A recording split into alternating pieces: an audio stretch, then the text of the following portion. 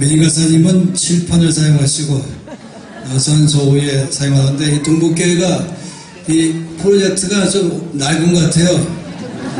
제 눈이 흐려서 그런가 여러 번 쳐다보고 있는데 이 공사 중이라면 곧 다 새 걸로 교체한다 그랬습니다. 지금 먼저 예레미야 27장 5절 말씀 보고 싶습니다.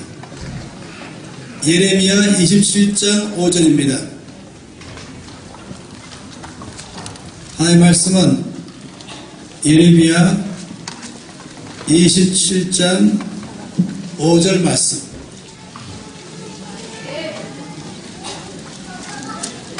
다 오셨으면 이 말씀을 또 같이 읽겠습니다. 나는 내 큰 능력과 나의 쳐든 팔로 땅과 지상에 있는 사람과 짐승들을 만들고 내가 보기에 옳은 사람에게 그것을 주었노라. 하나님께서는 주님의 능력으로 모든 것을 다 만들었다라고 하셨습니다. 아까 역대상 말씀에 있는 것처럼 하나님께는 모든 게 다 하나님께 속해 있습니다. 재물도 주께 속해 있고 모든 능력도 주께 속해 있습니다. 근데 말씀하시길 이렇게 말했습니다. 그래서 내가 보기에 옳은 사람에게 그것을 준다라고 말씀하는 것입니다. 이게 참 중요한 것이죠. 여러분, 하나님께로부터 받아야만 되는 것입니다. 그러려면 하나님 보시기에 옳은 사람이 되어야만 되는 것이에요. 하나님 보시기에 옳은 사람만 되면은 하나님께서 모든 것의 주인이신데 이것을 우리에게 주겠다라고 말씀하는 것입니다. 이 재물도 주께 속해 있습니다. 능력도 주께 속해 있습니다. 모든 부도 주께 속해 있습니다. 모든 권세도 주께 속해 있습니다. 그래서 주께서 말씀하기를 이것을 나는 내가 보기에 옳은 사람에게 준다 이렇게 말씀했어요. 그래서 이렇게 지금 첫 번째 봤던 것은 하나님께서 어떤 사람에게 주시는가, 믿음의 사람에게 주신다라고 말씀했습니다. 하나님께서 하신 약속의 말씀을 믿는 사람, 하나님은 그런 사람에게 그것을 주겠다라고 말씀을 하는 것이에요. 이제 두 번째, 하나님께서 어떤 사람에게 주시는가, 이걸 지금 우리가 함께 보기를 원하는 것입니다. 다 함께 누가복음 19장 말씀을 보겠습니다.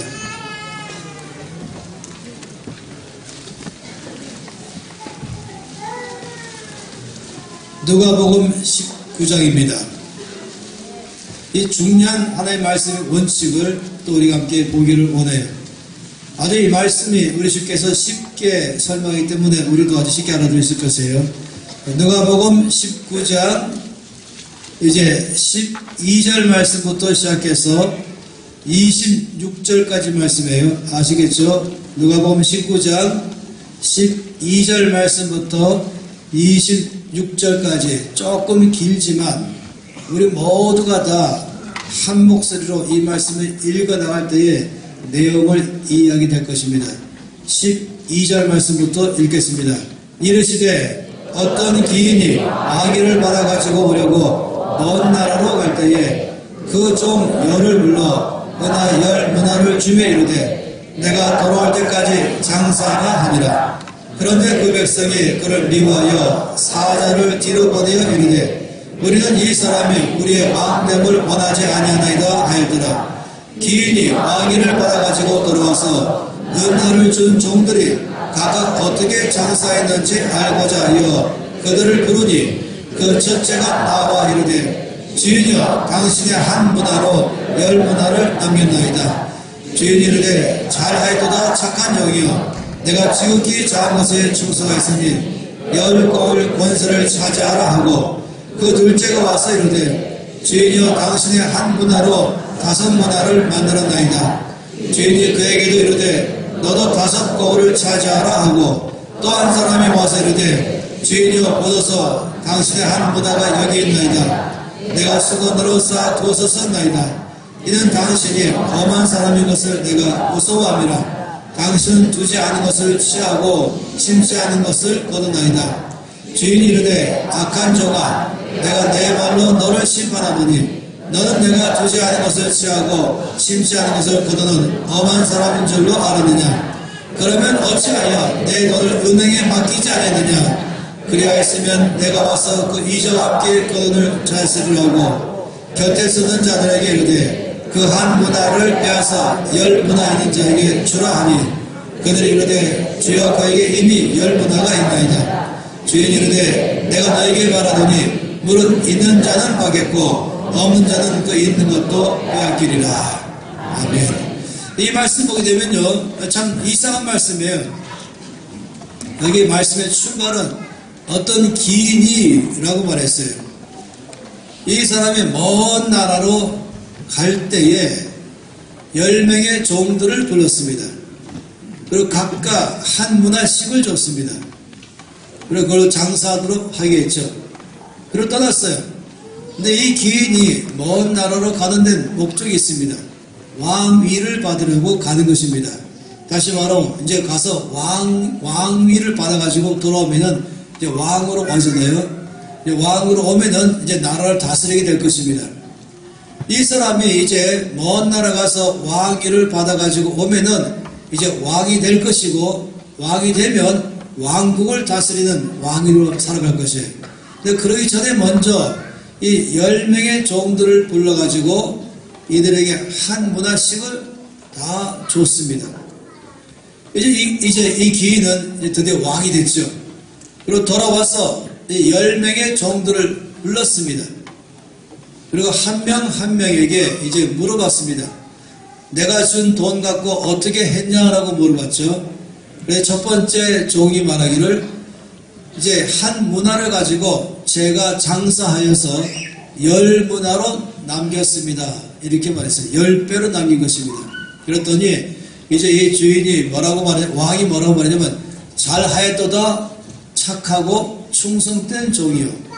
네가 적은 일에 충성하였으니 내가 너에게 많은 것을 맡기겠다 하면서 뭐라 했습니까? 10고를 차지하라 그랬습니다. 또 다른 사람에게는 물어보니까 제가 5문화로 남겼습니다. 그러니까 5배로 남긴 거죠. 그랬더니 그러면 너는 5고를 차지하라 이런 식으로 쭉 말씀했어요. 근데 한 문화를 그대로 가지고 있다가 갖고 온 조에게는 굉장히 책망했죠. 악하고 게으르다라고 책망하고 이것을 뺏었습니다. 그리고 제일 많이 남긴 10문화 남긴 사람이 그 재물을 줬습니다. 이 말씀 가운데서는요 많은 것을 말씀하고 있어요. 제일 먼저 말한 건 이것입니다. 어떻게 해서 무슨 이유로 이 사람은 종들 10명을 불러서 왜 무슨 이유 때문에 문화를 각각 나눠줬을까? 왜 그랬을까? 돈 벌고 싶어서 그랬을까?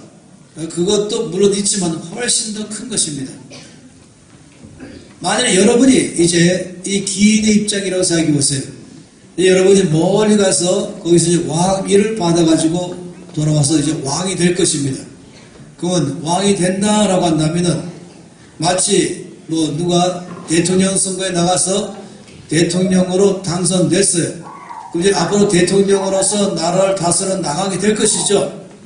근데 이런 사람에게 가장 중요한 게 뭐겠습니까? 가장 중요한 것은 첫째, 사람인 것입니다. 이 나라를 누구와 함께 다스릴 것인가? 내가 어떤 사람들에게 나라를 맡길 것인가? 어떤 사람이 총리가 될 것이며 어떤 사람이 장관 될 것이며 어떤 사람이 도지사 될 것이며 어떤 사람에게 시장을 맡길 것인가? 이제 당연히 왕이라고 한다면은 이 나라를 잘 다스리기를 원할 것이고 나라를 잘 다스리려면은 정말로 유능한 지도자들을 그 자리에 세워놔야 되는 것입니다. 그러면 그런 사람들은 어디서부터 내가 찾아낼까? 어떤 기준으로 그런 사람들을 내가 불러낼까? 어떤 서류 심사를 할까? 그래서 이 서류를 통해서 먼저 1차로 걸러내고 뭐 회사의 직원들을 뽑을 때도 서류를 내고 1차로 서류 심사를 하고 2차로 면접해서 최종적으로 뽑기도 하지 않습니까? 이런 식으로 이제 이 왕이라고 한다면은 나라를 이끌어갈 사람들에게 여러 일들이 있을 터인데 이 일은 누구한테 줬고 이 일은 누가 적합하고 이 일은 누굴 것인가? 한마디로 말하면 정말로 인재를 발굴하는 것이 필요한 것이죠. 근데요 오늘 말씀 보니까 성경에서 중요하게 말하는 게 뭐냐면 여기 지금 이 사람은 왕이 되었을 때에 인재 발굴 방법을 선정했어요. 어떤 방법으로 정한지 아십니까? 재물을 나눠주고 이 재물을 어떻게 쓰느냐를 보고 그것으로 그 사람에게 나라 일을 맡겼다 그랬습니다. 이 굉장한 문제예요. 이 재물을 가지고 어떻게 하느냐에 따라서 그 사람에게 나라의 일을 맡긴 것입니다. 이 한 문화를 가지고 10배로 남긴 사람에게는 10개 고을을 다스리라. 5문화를 남긴 사람에게는 5고을을 다스리라. 그러니까 10개의 고을 그러면은 뭔지 아시죠? 예를 들어 여수, 순천, 광양 쭉 해서 그러면 한마디로 말하면 도지사 아니겠습니까? 또 조금 말하자면 시장 아니겠습니까? 시장도 그 인구가 조금 있는 직할시장이 있고 특별시장이 있고 보통시장이 있고 또 시장 중에서도 인구 10만 명이냐 여기 순천처럼 인구 28만 명이냐 아니면 어디처럼 인구 50만 명이냐 광주처럼 인구가 거기는 150만 명이냐 대전처럼 250만 명이냐에 따라서 거기에 뭘 맡게 되지 않겠어요? 능력 따라 그 일을 할 만한 능력 있는 사람을 맡게 되지 않겠습니까? 그런데 성경에서 놀랍게 말씀한 것이 그런 사람을 어디서부터 찾아내냐 하면은 재물을 맡긴 다음에 그 재물을 어떻게 그걸 사용했느냐에 따라서 맡기겠다라고 말한 것입니다. 왜 이번 기간 동안에 우리가 재물을 다루는가? 물론 몇 가지 큰 이유가 있어요. 하나님께서 하나님의 재물을 여러분에게 맡기기를 바라는 것이고 그러니까 그것만이 아닌 것을 여러분 이번 나흘 동안에 보게 될 것이에요. 내일부터 본격적으로 하나님은요 여기 모든 사람들에게 다 재물을 맡겼습니다. 저도 맡겼고 여러분 맡겼고 재물 그러면 둘 다가 합해 재물이에요. 하나는 돈이 재물이고 두 번째 돈으로 환산할 수 있는 것 뭐 옷이라든지 신발이든지 차든지 집이든지 땅이든지 아니면 금이나 은이나 이런 모든 것들은 돈으로 얼마치라고 말하잖아요. 그걸 다 바꾸면 돈으로 나오잖아요. 이걸 다 재물인 것입니다. 따라서 여기 모든 사람들은 다 재물을 갖고 있어요. 여러분 모든 사람들은 돈이 어떤 사람은 이 중에 1억 갖고 있는 사람이 있고 아니면 1000만 원 갖고 있는 사람이 있고 100만 원 있고 10만 원 있고 만 원 있고 아무리 없어도 다 있어요. 왜냐하면 여러분 옷도 있잖아요. 신발도 있고 모든 걸 다 이걸 돈으로 환산하면 돈 나오는 것입니다. 그런 다음에 하나님은 다 보고 계세요. 주신 것이 여러분에게. 그리고 주님께서는 여러분이 재물을 어떻게 쓰시는가를 보기를 원하는 것입니다. 그리고 그 재물을 어떻게 쓰느냐에 따라서 놀랍게도 더 많은 재물을 맡기시고 뿐만 아니라 하나님 나라를 맡기는 것입니다. 참 놀랍죠. 하나님은요 어떤 사람에게 재물을 주시는가 어떤 사람에게 하나님 나라를 맡기는가 할 때 학력 순으로 안 하세요. 공부를 많이 하는 사람을 무시하지 않지만은 그렇다고 해서 학력 순으로 맡기지 않는다는 것입니다. 그 사람 외모로도 맡기지 않는다는 것입니다. 하나님 그 사람 맡길 때 뭘 맡기냐면 재물에 대해서 충성된 삶을 살았느냐 이거에 따라서 맡긴다는 것입니다. 그래서 여러분 이 말씀에 대해서 앞으로 끊임없이 깊이 이해하기를 바라요. 정말 이해가 되기 시작하면은 정말 달라질 것이에요. 제가 참 심각하게 생각하는 건 뭐냐면은 사람들이 돈에 대해서 우습게 생각해요. 돈 다루는 것을 아주 가볍게 생각하는 거예요. 그러면서도 하나님께 쓰임받기를 바라고 있어요. 제가 아는 게 있습니다. 재물을 잘 다루지 못하는 그 개인, 재물을 잘 다루지 못하는 그 회사, 재물을 잘 다루지 못하는 교회, 재물을 잘 다루지 못하는 가정. 그러면 하나님께서 재물을 안 맡기실 겁니다. 또 더 나가서 하나님께서 하나님 나라를 안 맡길 것입니다.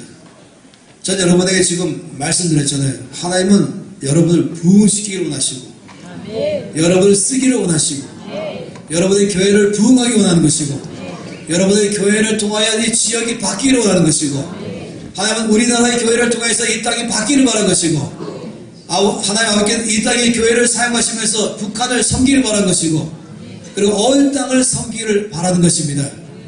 하나님은 이 땅의 교회를 쓰기를 원하는 것입니다.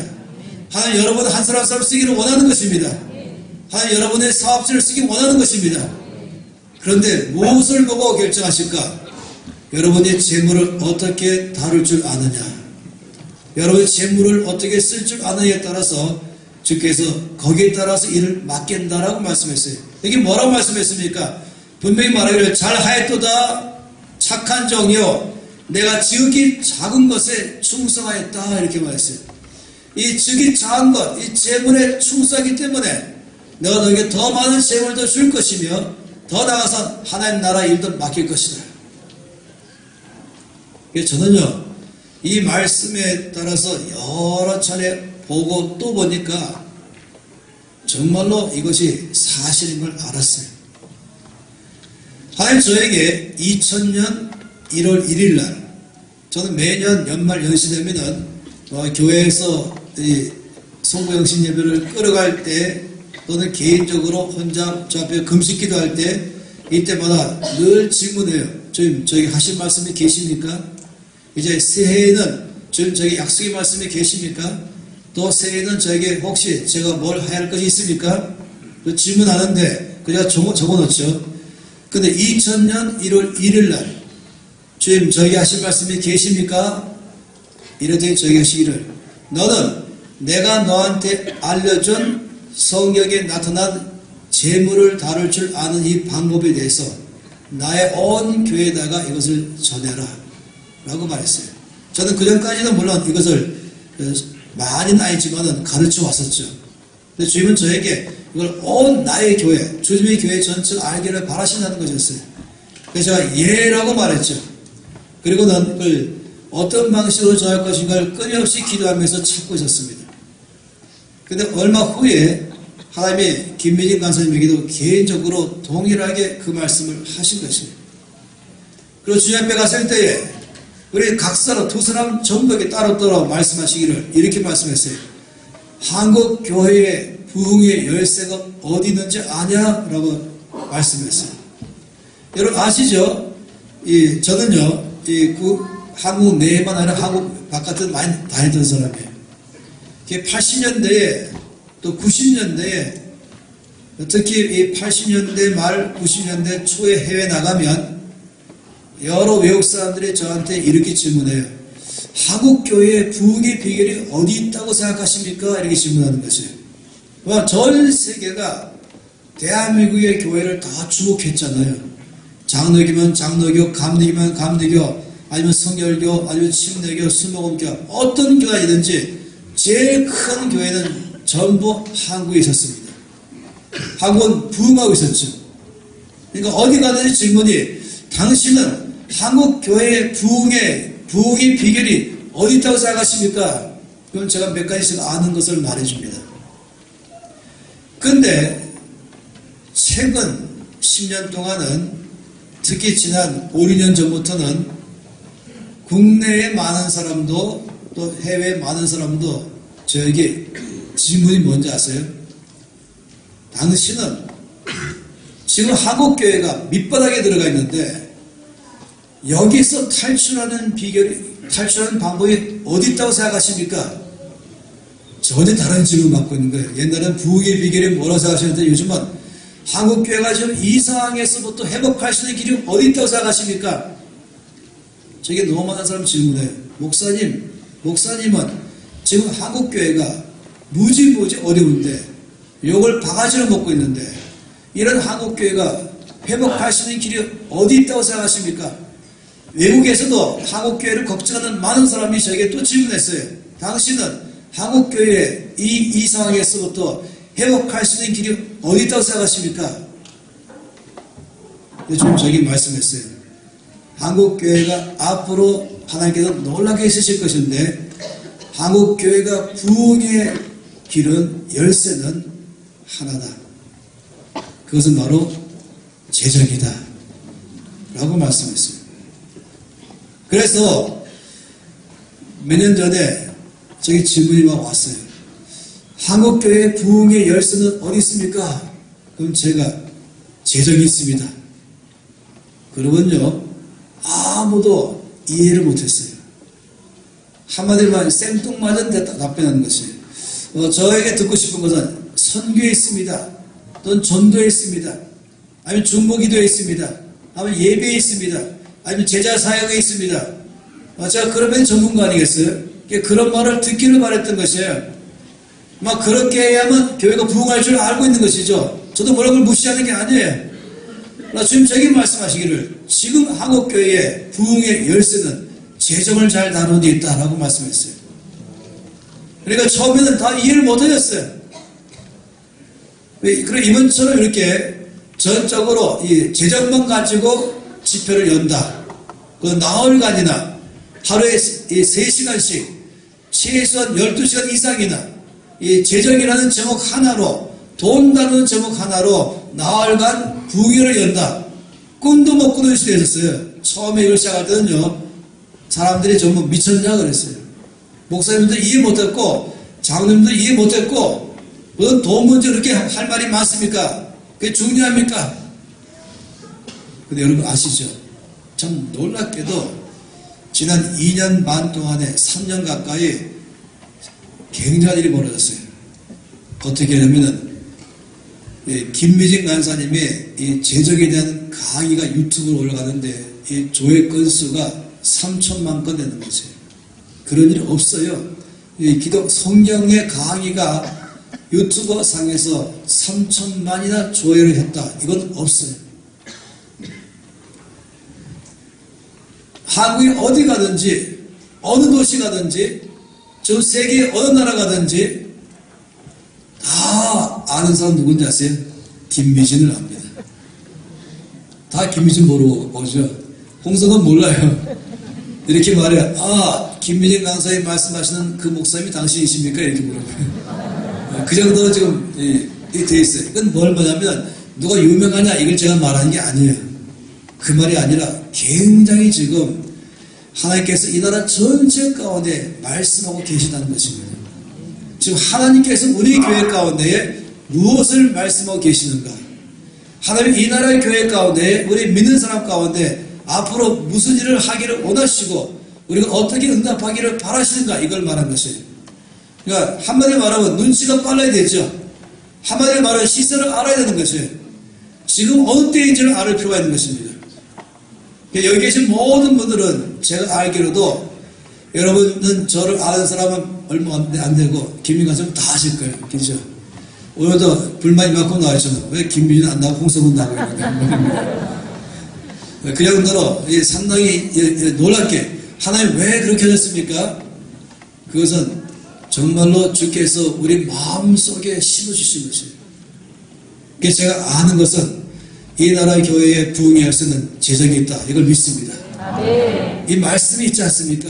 지금 이 누가복음 19장 말씀 읽었던 것처럼 왜 이 왕은 나라를 맡길 사람들을 선택할 때에 그 기준을 어디서 뽑았을까 하니까 재정에서 뽑은 것입니다.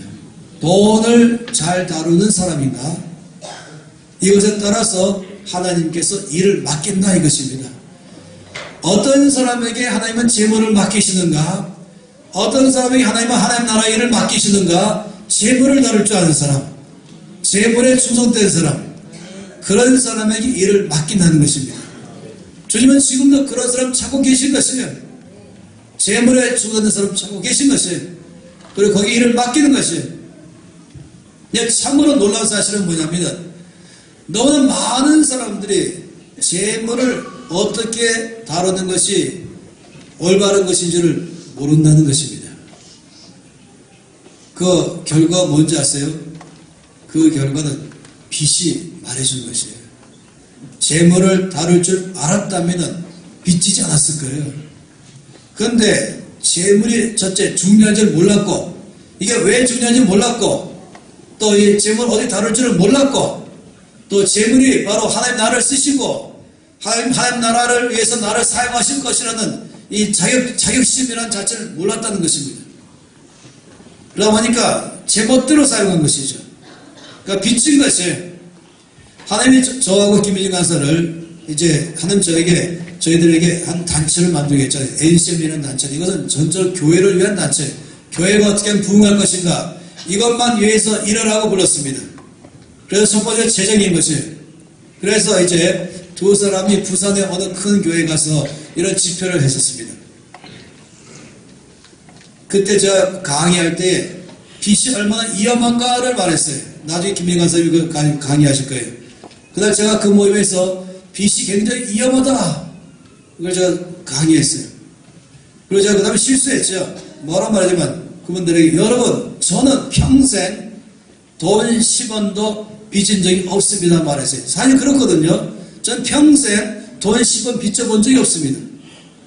그래서 제가 빚이 얼마나 위험한가를 말한 다음에 저는 평생 돈 10원도 빚지지 않았습니다. 이렇게 말했어요. 그거는 아마 도전되기를 말해서 그랬던 거죠. 그랬더니 김민관 선생님이 바로 이렇게 앉아 계시다 올라왔어요. 그래서 저보고 목사님 마이크 주세요. 전체 무대 앞에서. 그리고 뭐라고 말씀하냐면 목사님이 그렇게 말씀하시면 성도님들에게 은혜가 안 됩니다. 왜요? 그랬더니 여기 빚진 사람 너무 많이 있거든요. 그렇게 말씀하시면 은혜가 안 돼요. 그래서 제가 이렇게 물어봤어요. 그럼 간사님은 여기 지금 성도님들 가운데서 빚을 얼마나 졌길래 그렇게 말씀하십니까? 거꾸로 저기 물어. 목사님은 여기 계신 분들 중에서 빚진 사람이 얼마큼 있다고 생각하십니까? 제가 많아야 30%입니다. 그랬더니 저보고 간사님이 아니 목사님 여기 계신 분들 대부분 빚졌습니다. 제가 또 이렇게 말했어요. 간사님 너무 성도님들을 그렇게 낮게 평가하지 마세요. 그랬더니 그러면 목사님 알아보겠습니다. 여러분 다 눈 감으십시오. 허 목사님도 눈 감으십시오. 그날 그 집회에 30명 이상의 목사님들도 앉아 계셨습니다. 그리고 이렇게 질문했어요. 여러분 중에서 빚진 사람만 다 손드십시오. 빚이 없는 사람은 손들지 마시고 빚이 있는 사람만 손드십시오. 그리고 허 목사님만 눈 뜨십시오. 제가 눈 떴어요. 그래서 쫙 들어봤어요. 제가 그날은 평생 잊지 못합니다. 얼마큼 손든지 아십니까? 100% 손들었어요. 저 충격이 들어갔어요. 그러지 목사님 들어갔어요. 제가 마이크 잡을게요. 저 들어가더니 바로 여러분 저는 50억 빚졌었습니다. 그리고 그것 때문에 너무 시달려서 자살을 시도하려고 했었습니다. 그런데 제가 이 말씀 안에 나와 있는 성경적 원칙대로 살았더니 사는 만만에 정말로 빚 다 갚게 됐습니다. 이렇게 말한 순간에 모든 성도님들이 줄을 홍성건에서 김미진으로 다 바꿔버렸어요. 빚도 안 져본 사람이 우리 심정 어떻게 아냐. 목사가 뭘 알냐. 재정강에 저는 부른 사람이 없어요. 뭐 알겠냐 이래서. 빚도 안 져본 사람이 우리 심정 뭐 알겠냐. 아니 저 정도로 50억 빚지고 시달리다가 자살까지 하려다가 그것까지 하면은 또 안 되고 더 나가서 말씀대로 살았더니 정말로 말씀대로 빚 갚아졌습니다 말하니 얼마나 소망이 생겼어요. 할렐루야. 다시 말하면 성경대로 이 재정을 다룰 줄 아는 법을 배우는 게 필요한 것이에요. 그래서 제가 그날 이후로 심각해졌어요. 더 많이 하나님께서 왜 저에게 제 재정에 대해 강의하란 말이죠. 더 하게 된 것입니다. 저는 이 나라의 교회가 부흥하기를 원합니다. 저는 이 땅에 많은 크리스찬들이 부흥하기를 원합니다. 저는 하나님께서 많은 이 크리스찬들이 기업해서 기업이 성공하기를 바랍니다. 많은 돈을 벌기를 바라요. 그래가지고 하나님 나라 위해서 투자하기를 바라요. 교회가 놀랍게 쓰임받기를 바라요. 북한을 통일하는데 교회가 쓰임받기를 바라요. 어마어마하게 돈 들어가지만 여기에 교회가 쓰임받기를 바라요. 많은 이 크리스찬 기업들이 정말로 여기에 쓰임받기를 바라는 것이에요. 그런데 일단 빚졌으면요 그건 못합니다. 그것이 제일 마음이 아픈 거예요. 그러니까 재물에 충성하는 법을 배워야 되는 것입니다. 오늘 이 말씀 가운데서는 이것입니다. 하나님은 어떤 사람에게 일을 맡기시는가? 재물에 충성할 줄 아는 사람. 하나님은 어떤 사람에게 재물을 맡기는가? 재물에 충성할 줄 아는 사람. 재물에 충성하지 못하면 있는 재물도 뺏어가고 하나님 나라 일도 안 맡기고 두 가지 가장 슬픈 일을 당하는 것이에요. 그런데 제가 참으로 강조하는 건 뭐냐면 너무 많은 사람들이 따로따로 생각하는 거예요. 돈 따로, 하나님 나라 따로. 주께 쓰임 받는 것 따로, 돈 다루는 것 따로. 돈은 아무렇게 다뤄도 괜찮고 그래도 내가 헌신됐으니까 쓰임 받을 것이다. 여러분, 제가 이 말씀 통해 말씀드렸는데 아니요. 하나님은 어떤 사람에게 돈을 맡기시는가? 재물에 충성하는 사람. 하나님 어떤 사람에게 하나님 나라 일을 맡기시는가? 재물에 충성하는 사람. 이걸 따로따로 생각하지 말라는 것이에요. 지금 이 말씀 바로 그 말씀 아니겠어요? 왜 이 재물을 나눠줬습니까? 이유는 더 많은 일을 맡기고 싶어서, 더 많은 재물을 주고 싶어서 여러분에게 재물을 주신 것이에요. 어떤 사람은 말씀드렸잖아요. 여러분 각 사람에게 재물을 다 줬어요. 여기에 대해서 충성된 삶을 살아간다면 여러분에게 준 그 재물에 대해서 충성할 줄만 안다면 그리고 하나님은 여러분에게 더 많은 재물을 맡기실 것입니다. 그 이유는 여러분을 그냥 부자 되게 하기 위한 것이 아니라 하나님은 그 재물을 통하여 여러분에게 맡긴 재물을 통해서 하나님 나라가 확장하기를 바라기 때문인 것입니다. 하나님 어떤 교회를 생각하실까요? 재물을 잘 다룰 줄 아는 교회를 통해서 일하실 것입니다. 하나님 어떤 기업에게 더 축복하시며 어떤 기업에게 하늘의 재물을 쏟아 부어주실까요? 아까 예레미야 말씀 봤잖아요.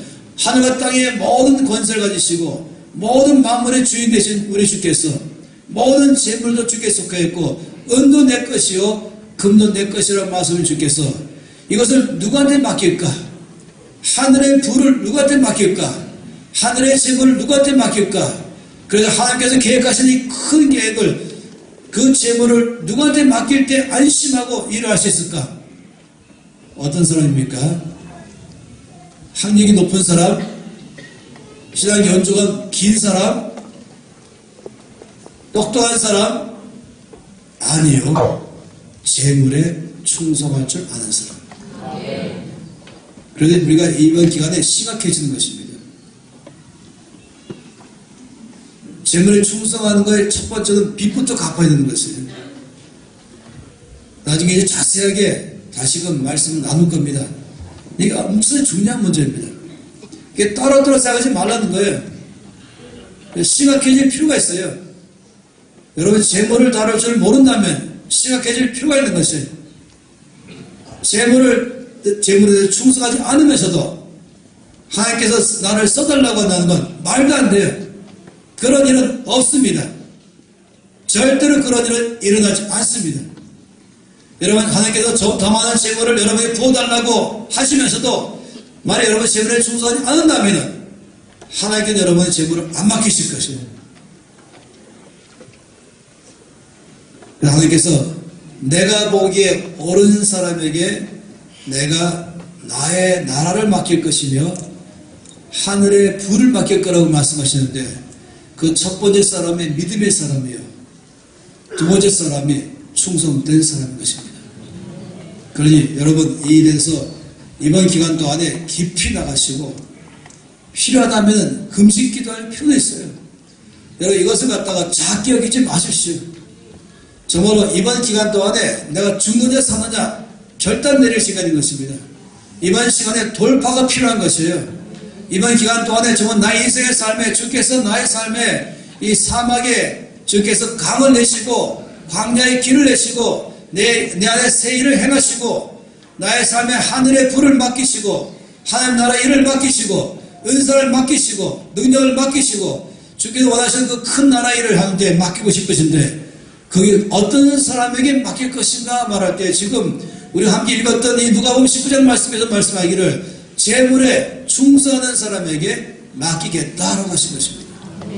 분명하게 잘하였도다 착한 종이여 내가 지극히 작은 것에 충성하였으니 하나님 나라 일을 맡으라. 전 여러분 모두가 다 잘되기를 바라는 줄 믿습니다. 여러분 모두가 다 부흥하기를 바랄 줄 믿습니다. 여러분의 교회가 부흥되기를 여러분 원하는 줄 믿습니다. 이 땅, 이 순천과 여수 지역 이 전체 안에서 하나님 이전에 있었던 놀라운 이 땅의 부흥이 더 크게 일어나서 정말로 이 호남과 대한민국 전체를 축복하는 이 땅 되기를 바라는 것입니다. 그러려면 재물에 충성할 줄 알아야 되는 것이에요. 그래야 쓰임받는 것입니다.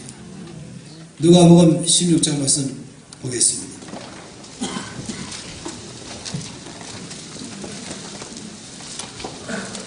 누가복음 16장 10절에서 13절 말씀입니다.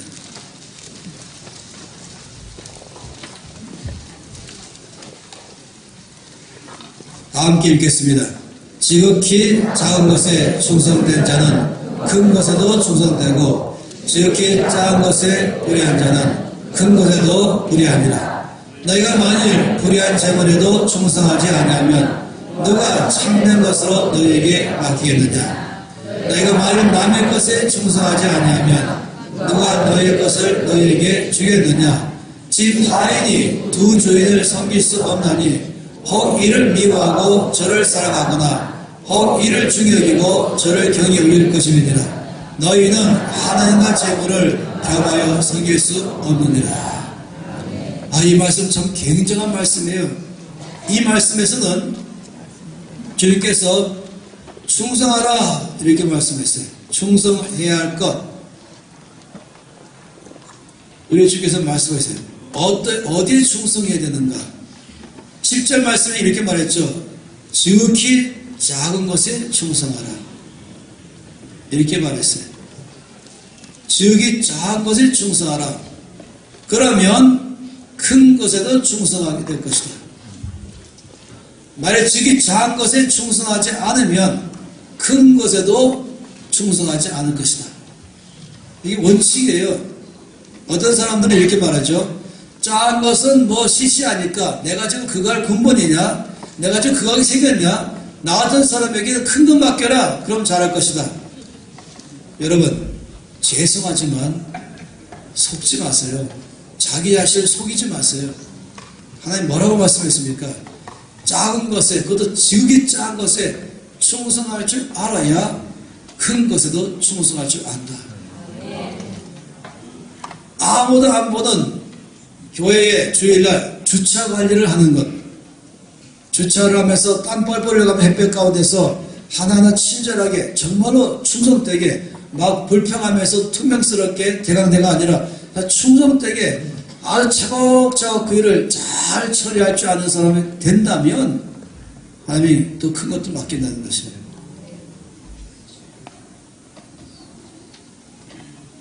길가에 떨어진 휴지 조각도 잘 주문다면 큰 것도 맡기겠다는 것이에요. 화장실에 휴지를 쓰는 것이나 불 켜는 것이나 물 쓰는 것, 이게 별거 아닌 것처럼 보여도 그게 다 하나님께서는 자기 시험인 것이에요. 지극히 작은 것, 별거 아닌 것처럼 보이는 것. 놀랍죠? 거기에 충성할 줄 안다면 큰 것에도 충성할 줄 안다. 그것에 충성할 줄 모르면 큰 것도 충성할 줄 모른다는 것입니다. 이게 첫 번째 주님께서 말씀하신 것입니다. 두 번째 말씀하신 게 뭡니까? 11절 말씀 보니까 재물에 충성하라 라고 말했어요. 그런데 이렇게 말했어요. 우리 주께서 너희가 만일 불의한 재물에도 충성하지 아니하면 누가 참된 것으로 너희에게 맡기겠느냐. 여기에 불의라는 말을 썼어요. 불의한 재물. 이 말은 오해하지 마세요. 이거는 잘못된 방법으로 번 돈, 이걸 말하는 게 아닙니다. 남을 사기치고 속여가면서 번 돈, 이걸 말하는 게 아닙니다. 왜 이렇게 말하냐면 그 다음에 여기 참된 것 때문에 대조적으로 말한 것이에요. 이 참된 것은 한마디로 말하면 하나님의 나라입니다. 하늘나라, 하나님의 계획, 온 땅에 대한 하나님의 뜻, 이 하나님 나라를 참된 것이라고 말합니다. 재물은 거기 보면 마치 불의한 것처럼 말한 것이에요. 왜 어떤 사람들은 이 재물은 땅에 속한 것, 근데 하늘나라는 하늘에 속한 것, 영적인 것은 하늘에 속한 것, 예를 들어서 교회가 부흥하는 것 하늘에 속한 것, 재물은 땅에 속한 것, 이렇게 주로 생각한다는 것이에요. 참된 것, 불의한 것, 이런 식으로 말입니다. 그런데 놀랍게도 그렇지 않다는 거예요. 이 불이란 말 빼세요. 그냥 다시 말하면 이 재물에 충성할 줄 알 때에 하늘나라도 맡기겠다 이 말인 것이에요. 아까 19장 말씀 그대로인 것이죠. 이 재물을 절대로 우습게 여기지 말라는 것입니다. 나한테 있는 돈 10원이라도, 나한테 있는 돈 100원이라도, 내가 장사할 때라도, 내가 사업할 때라도, 뭐든지 할 때마다 거기서 충성되게 하라 이것이에요. 충성돼야 된다 이걸 말하는 것이에요. 그래야 하나님께서는 그런 사람에게 더 재물을 맡기시고, 그리고 그런 사람에게 하나님 나라 일을 맡겠다는 것입니다. 그런 사람의 그런 교회에다가 하나님께서 부흥을 주시고 그런 사업체를 통해서 하나님이 일하신다는 것입니다. 그걸 알라는 것이에요. 이게 따로따로가 아니라는 것이에요. 세 번째, 남의 것. 남의 것에 충성하면 자기의 것 맡긴다 라고 말한 것입니다. 이 참 중요하죠. 이 모세는 충성된 사람이었습니다. 아브라함도 충성된 사람이었습니다. 바울도 충성된 사람이었습니다. 하나님께 쓰임받은 모든 사람들의 특징은요, 다 공통적으로 충성된 사람이었습니다. 함께 잠깐 보겠습니다. 민수기 12장 말씀을 보도록 하죠.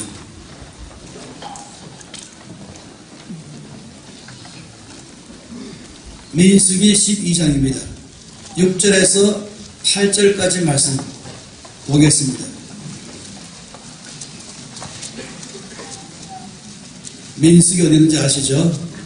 예, 민수기 12장 6절에서 8절 이 말씀을 함께 읽겠습니다. 이르시되 내 말을 들으라. 너희 중에 선지자가 있으면 나 여호와가 환상으로 나를 그에게 알리기도 하고 꿈으로 그와 말하기도 하거니와 내 종 모세와는 그렇지 아니하니 그는 내 온 집에 충성함이라. 그와는 내가 대면하여 명백히 말하고 은밀한 말로 하지 아니하며 그는 또 여호와의 형상을 보거늘 너희가 어찌하여 내 종 모세의 비방하기를 두려워하지 아니하느냐.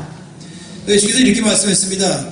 내가 6절 말씀에 만일에 너희 중에 선지자가 있으면 나 여호와가 환상으로 그에게 알리기도 하고 꿈으로 그와 말하기도 한다 했습니다. 그런데 모세하고는 다르다는 것이 어떻게? 8절 말씀에 그와는 내가 대면하여 명백히 말한다. 다른 종들에게는 꿈이나 환상 통해 말한다면은 우리 하나님께서 모세에게는 대면하여 말한다. 얼굴과 얼굴을 대면하여 말하고 은밀한 말로 하지 않고 명백하게 말한다 라고 말한 것이 굉장하죠. 하나님 지금 뭘 말씀하는지 아세요? 나는 모세는 다른 종들과 달리 특별하게 대한다는 것입니다. 그리고 왜 그런지 아냐라고 말했어요. 그 이유가 무엇입니까? 7절 말씀에 내 종 모세와는 그렇지 아니하니 그 이유는 그는 내 온 집에 충성함이라. 하나님께서 모세를 특별하게 대하시면서 그에게 하나님 나라의 일을 맡기신 것은 딴 게 아닌 충성 때문에 맡긴 거예요. 그는 지극히 작은 것에 충성했고 재물에 충성했고 남의 것에 충성했어요. 그는 장인 이들의 양을 쳤어요. 그 생각하기를 그는 왕자였잖아요. 그는 당시 최고의 공부를 한 사람이었어요. 그는 박사학위를 몇 개쯤 가진 사람이었어요. 근데 그 어느 날부터 갑자기 들판에서 양 치는 목동이 됐어요. 내가 이거 하게 생겼냐? 내가 왕자로서 말이야. 내가 박사학위 소유자인데 내가 들판에서 없는 가운데서 이 짐승들 양치게 생겼냐? 그렇게 안 했죠. 하나님이 모세를 부르실 때는 드디어 그를 보신 거예요. 양떼를 맡기고 보셨죠. 지극히 작은 것에 어떻게 하는가 보신 것이에요. 남의 양을 보신 것이에요. 이대로 양을 쳤어요. 자기 양도 아니고. 그 양은 또 재물이죠. 그걸 보신 것이에요. 근데 하나님께서 모세를 드디어 쓰기로 결정하신 이유는 어디서 보셨냐면은 그가 지극히 작은 것, 남의 것, 재물에 충성한 것을 보시고 이제 그를 부르신 것입니다. 그가 똑똑할 때, 잘 나갈 때, 박사학위를 갖고 있을 때, 당시 세계 최강의 국가 이집트의 왕자로 있을 때, 그때 그는 유명한 용사로 있었죠. 장군이었죠. 근데 그때 그는 하나님 안 불렀어요. 언제 불렀는가? 40년간 그는 충성된 삶을 살았을 때 불러서 주의 일을 맡긴 것입니다. 어기없는 것이 주님은 사람을 사용할 때 빈틈이 없는 것입니다. 느헤미야 9장 말씀 보겠습니다.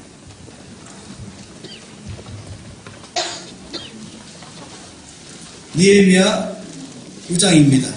시편 전에 있죠. 7절과 8절 말씀입니다.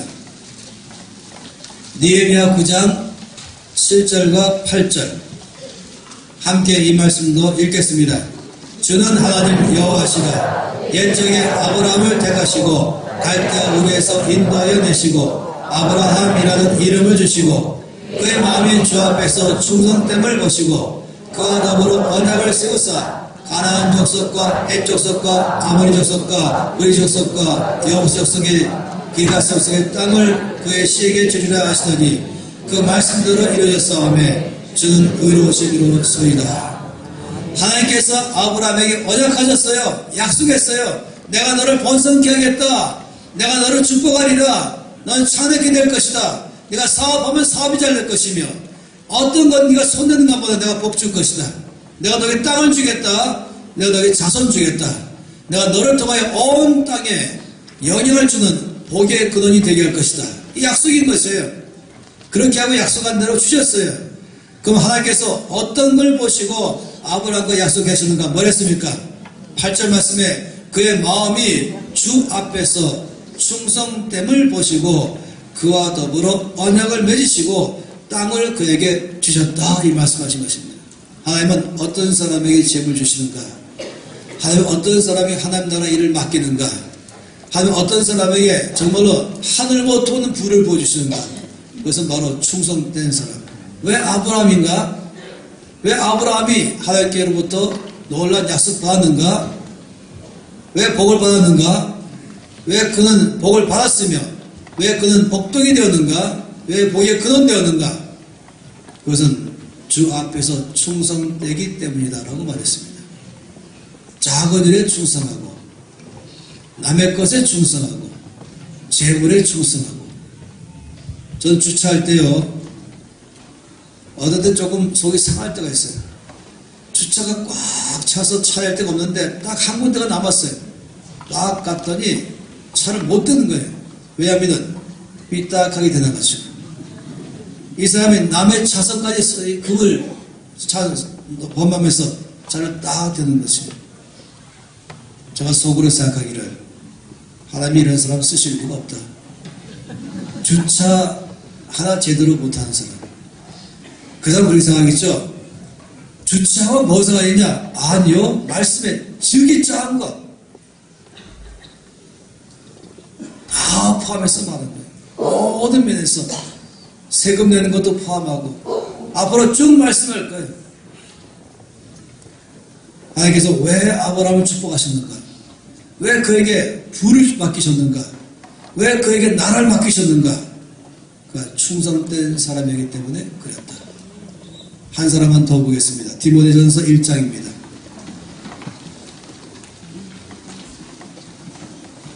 디모데전서 1장. 제가 참 좋아하는 성경 구절에 1장 12절입니다.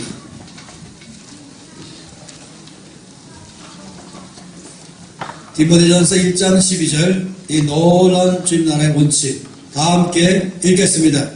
나를 능하게 하신 그리스도 예수 우리 주께 내가 감사함은 나를 충성되이 여겨 내게 직분을 맡기심이니. 자, 이 말씀 보면요, 여기 세 가지가 있어요. 첫째, 예수께서 나를 능하게 하셨다. 다시 말하면 예수께서 나에게 능력을 주셨다 라고 말한 것이, 그것이 어떤 능력이든, 말씀 전파할 능력이든, 재물 얻을 능력이든, 사업할 능력이든, 가르치는 능력이든, 연예계에 있으면 연예계에서의 능력이든, 연출한 능력이든, 작가의 능력이든, 과학자의 능력이든, 주께서 나를 능하게 하신 분이십니다. 그래서 바울이 말하기를 주께서 나를 능하게 하셨다 말한 것이에요. 두 번째 뭐랬습니까? 여기 보니까 나를 능하게 하신 그리스도 예수 우리 주께 대한 감사함은 나를 충성되이 여기셨다. 두 번째 먼저 아세요? 예수께서 나를 충성되이 여기셨다 라고 말하고 있어요. 세 번째 뭡니까? 예수께서 나에게 직분을 맡기셨다. 이 직분이란 말은 우리가 교회 안에 있다 보면은 꼭 모두 교회 직분만 말하지만 그게 아니에요. 교사나 성가대원이나 장로나 권사나 집사나 이것만 말하는 게 아니에요. 여기서 말하는 직분은 학교 선생의 직분, 아니면 과학자의 직분, 사업가의 직분, 아니면 음악가의 직분 다 말하는 거예요. 모든 면에서. 여러분 이 세 가지를 보시면서 보세요. 이 세 가지가 바울이 말하고 있는데, 여기서 첫째, 예수께서 나를 능하게 하셨다. 둘째, 예수께서 나를 충성되이 여기셨다. 셋째, 예수께서 나에게 직분을 맡기셨다. 그럼 질문이 있습니다. 이 셋 중에 뭐가 제일 첫 번째로 시작합니까? 뭐가 첫 번째입니까?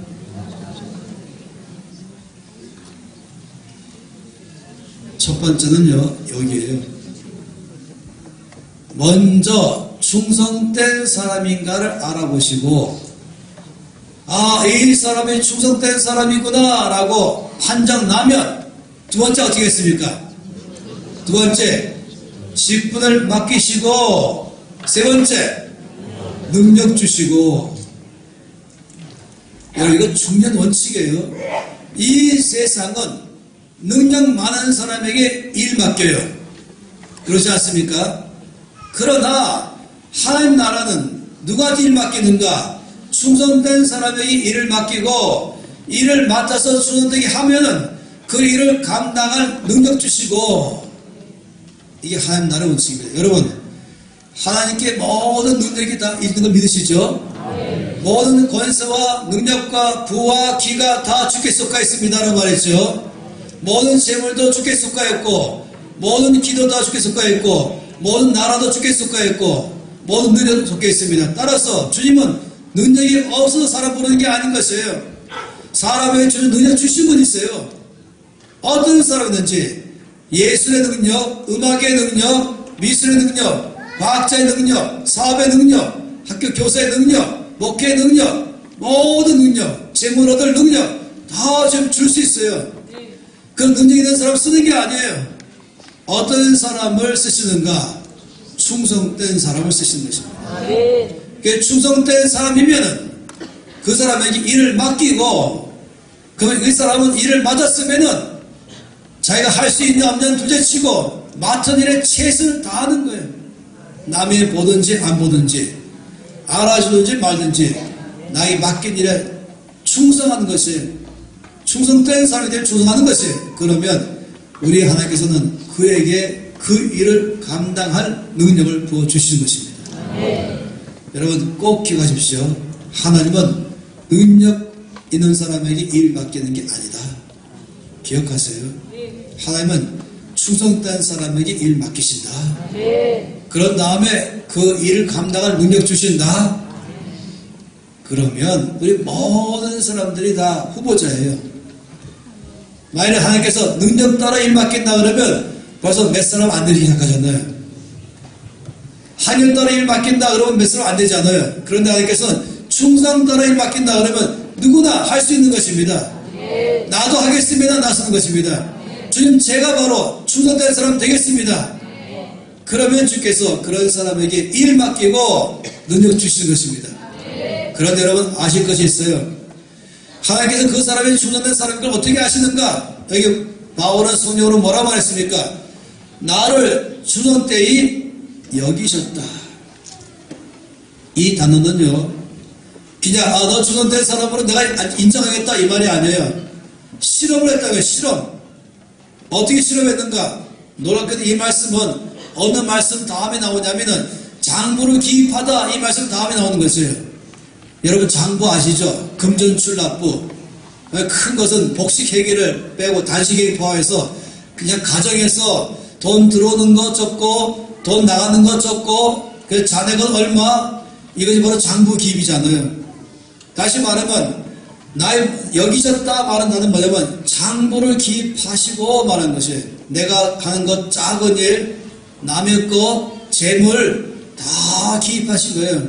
여러분 주차 관리하는 것 다 적으신 거예요. 주차장에 차 주차하는 것 적으시는 것이에요.